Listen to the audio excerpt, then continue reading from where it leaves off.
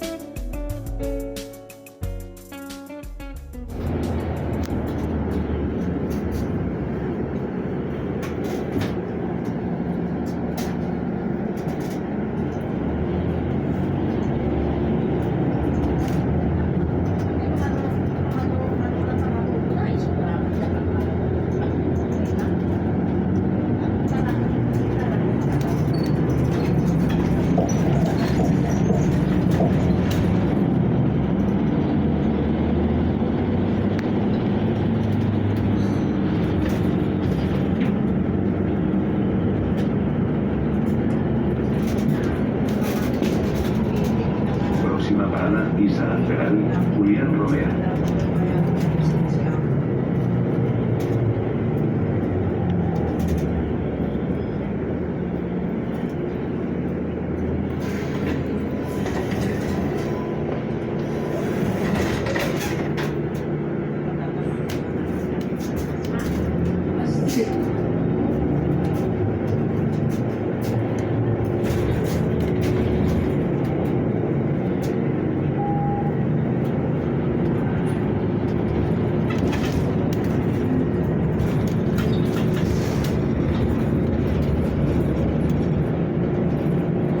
Próxima parada, Marqués de Comillas.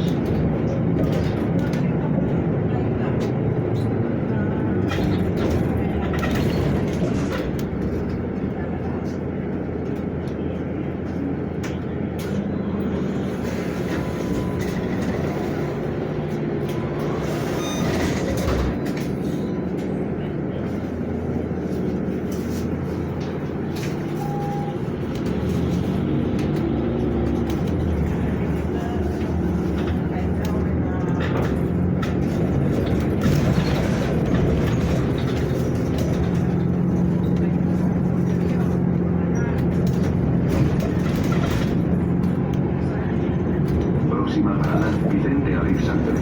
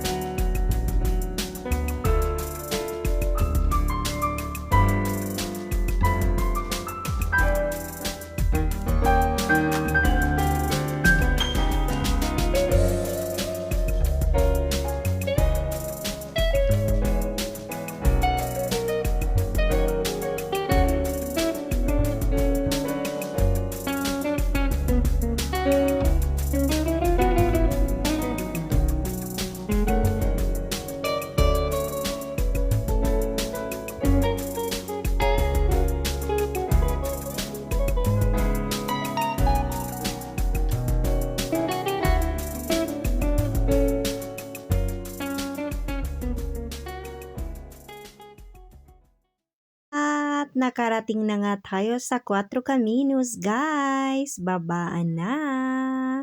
So, eto na nga, 'di ba? So, pagbaba natin ng bus ay nakatingin ako dito sa mga kalapating madami at syempre nagmamadali din akong tumawid kasi yung semaporo ay tawiran na ng mga tao, guys. Berde na. So, kaya ito ang ating lakad dito sa Cuatro Caminos. Kasi alam nyo naman, marami akong pinupuntahan. Araw-araw, lagi ako nasa kalye, guys. Diyos ko day, ito talaga ang buhay. Nako, grabe talaga, 'di ba? So, syempre, kailangan natin magsipag. Dahil kung hindi tayo magsisipag, paano na, day? Mahirap maging single parent. Kaya, talagang tatagan lang natin ang ating sarili. Kailangan tayong laging malakas, hindi tayo pwedeng magkasakit, 'di ba? Para sa ating mga anak. Dahil walang ibang tutulong sa atin kundi sarili lang natin, guys. At kahit naman tayo may pangapareha, kailangan pa rin tayong kumayod. Kailangan pa rin ang bawat isa sa atin may sariling pera dahil alam nyo na kapag nagkahiwalay, ang kapag iniwan ka ng inyong asawang lalaki or babae, patay tayo dyan, kawawa ka, 'di ba? Para hindi ka magmukhang kawawa, kailangan din talagang meron kang sariling pera dahil ano man ang mangyari, magkahiwalay man kayo, meron ka. Kaya iwan ka ng asawa mo, nadidma, nako, or ipinagpalit ka sa iba, nako, 'di ba? Kailangan meron ka talaga. Guys, kung nagustuhan nyo naman ang aking mga video, please like and share and subscribe and ring the bells na rin. At syempre, kapag lalabas ng bahay, dalhin nyo si Mr. at si Miss Pasensya para buhay laging masaya. At syempre, lagi tayong manalangin sa Panginoong Jesucristo at tiwala lang talaga sa Kanya dahil siya lang ang nakakaalam kung ano ang dapat at para sa atin, sa ikakabuti natin. Okay? At syempre, ingatan nyo ang inyong mga sarili para lalo nyong maingatan ang inyong mga mahal sa buhay, ang pamilya nyo, mga asawa at mga anak ninyo. Bye-bye!